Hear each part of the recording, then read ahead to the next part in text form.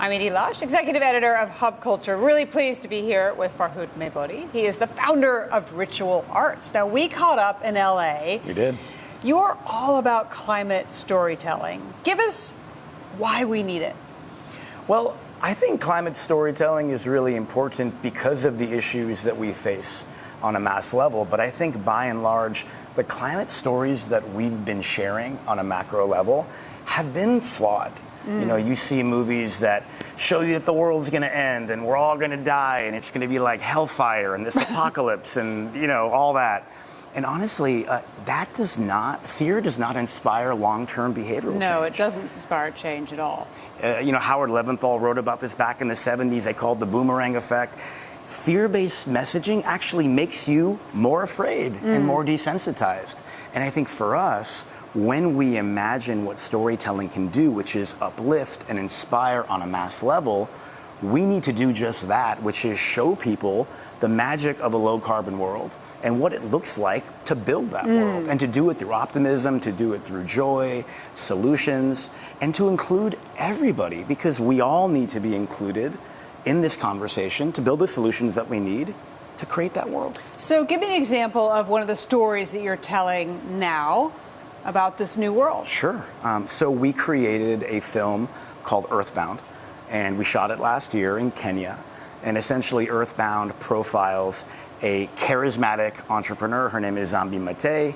She takes plastic bottles from the biggest landfill in East Africa, and she converts them into bricks to pave roads and build cities. And I don't know if you've been to a landfill, especially one in East Africa. I spent 3 days in Dandora. What was that like? Mountains, valleys of trash. Wow. As far as you can see. The air is, you could barely breathe in this place. And actually, when you walk through the landfill, if you step in the wrong place, you'll sink into the waste. And I actually, on 2 occasions, up into my knees, fell into a pit of waste, and I don't even know what was in there. Right. There's a community of about 100,000 folks that lives in the landfill, and they sift through waste and find plastic. We call them wastepreneurs. Now, we could have focused on how horrific everything I just said is. Right. We could have focused on how terrible the landfill is and how terrible the plastic catastrophe is globally. But we instead focused on Nzambi, her ingenuity, the love of her family, the love of her community, her deep, deep vision and creativity on innovating around plastic bottles into bricks. And that's it. Right. It's not rocket science. We just want people to feel good. When you watch a film, you should feel joyful. I don't want to bypass the realities. We call them out. We just don't dwell on them, because I don't think it'll inspire anybody to do anything. And actually, in June of this year, we won a feature film award at Tribeca Film Festival, which is just a dream come true. It's really, really special for us. What's the next story you're going to tell?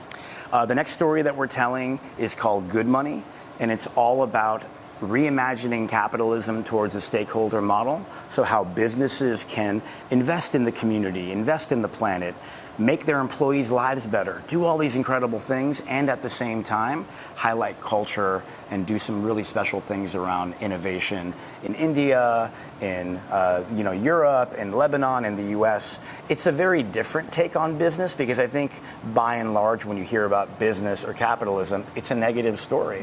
And I think we want to rewrite the story where business people are at the forefront of creating real change on a ground level around the world. Farhoud, thank you so much for stopping by Hub Culture Pavilion here at COP28. It's a pleasure to be here. I'm Edie.